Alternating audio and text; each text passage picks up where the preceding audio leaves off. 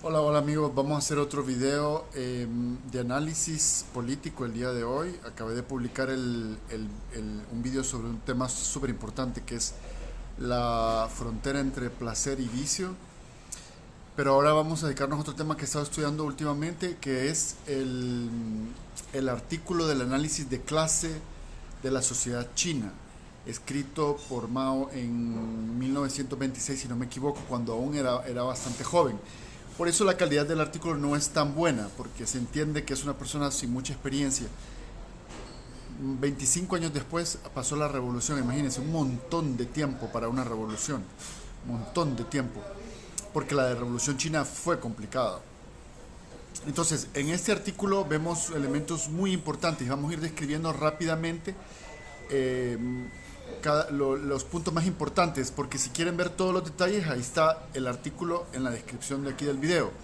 Entonces, lo más importante que encontré para mí fue que Mao designa a los trabajadores industriales como el principal baluarte para la revolución china, o sea, el eje sobre el cual que va a dirigir el proceso revolucionario.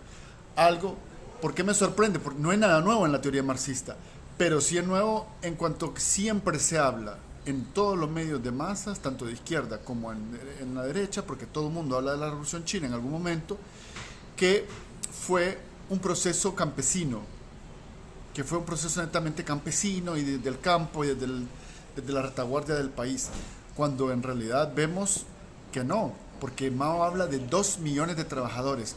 También encontré esa cifra sobre la revolución rusa, que se habla de 3 millones de trabajadores industriales. Entonces, obviamente, eh, claro, imagino que los estudiosos de este tema quisieron comparar los números, porque en China ya habían 400 millones de personas o 500 en el momento de la revolución, y claro, si compara la población económicamente activa, ¿cuánto va a ser? Máximo unos 200 millones, porque en ese tiempo había mucha más pobreza y tal. 250, 300 millones. eh, Vamos a pensar que había mucha más población infantil en ese entonces, por eso digo 200, 300 millones, de los cuales solo 2 millones son industriales y por eso tienden a negar que haya tenido algún rol, cuando no, señores, ese es un peso bastante fuerte.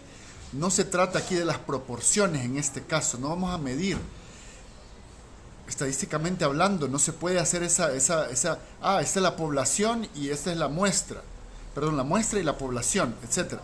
O sea, no se puede, no es así, las ciencias sociales no funcionan así, ¿no? Entonces se fueron muy positivistas los que sacaron ese dato. 2 millones de trabajadores en las costas pacíficas de China, la mayoría y algunos en Beijing, imagino, y en las ciudades interiores es un montón de gente, es un montón de gente que influencia un proceso. Si el Partido Comunista Chino fue fundado por 13 personas y que cambió el mundo y que está haciendo el mundo del futuro, 2 millones, ¿no? ¿Qué va a hacer? Entonces, ese es el dato más importante. De hecho, tuvieron una influencia grande, imagino, después. Y, eh, y no estoy diciendo que se negó y que los campesinos fueron secundarios o que no actuaron, como supuestamente pasó en Rusia. No estoy diciendo eso. Obviamente aquí hubo una cosa más íntegra y diferente que el proceso ruso.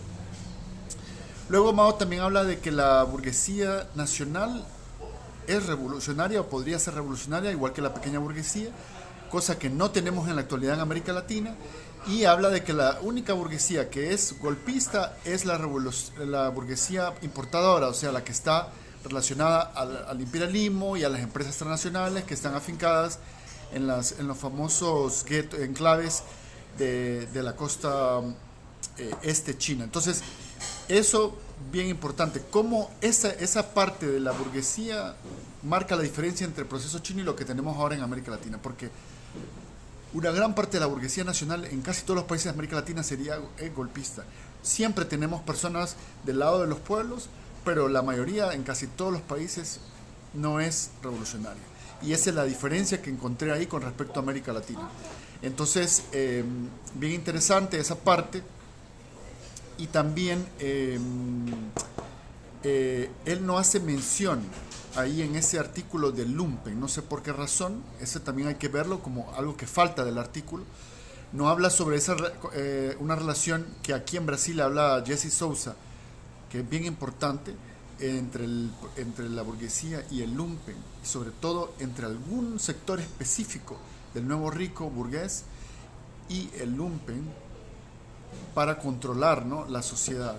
Entonces, eso es bien importante ahora y lo que tendremos que poner como aporte, que ya un profesor lo mencionó en la UFABC, recuerdo, y bueno, y lo vemos en la teoría de Jesse Souza, que es uno de los grandes sociólogos del país ahora, pero también de observaciones que se hacen en la actualidad, que usted puede hacer. Y eso lo habla ellos, ¿no? O sea, ciertos elementos dentro del lumpen, hay bastantes elementos de diversidad dentro del lumpen. Ellos son los que controlan y reprimen a la clase trabajadora. Primero para explotarla y segundo para someterla a sus designios y etcétera, etcétera, intimidarla y todo, ¿no? Porque es una clase que debe de, con su trabajo, crear riqueza para los propietarios de los medios de producción, que son ilegítimamente apropiados. Entonces, en su totalidad. Entonces, Marx habló de esto, pero bien poco. Marx habla de esto, pero bien poco. Ahora tenemos una gran división sobre todo este análisis de clases. Por eso es que es un tema súper importante. Esos son los elementos más sobresalientes que encontré en el artículo de Mao. Creo que es un análisis que se tiene que hacer en la actualidad y que se tiene que profundizar de forma exhaustiva, porque eso es una cosa que determina los pasos a seguir y la estrategia de todos los movimientos. Ahorita, como dijimos, no existen esos elementos, la mayoría son de clases, son antirrevolucionarias, pero podría cambiar, esos elementos podría cambiar. O sea, esa situación podría cambiar, así que no hay que ser derrotistas tampoco. En cualquier momento, con cualquier guerra o crisis en Occidente, con una tercera guerra mundial, todo cambia en 2 segundos. Entonces,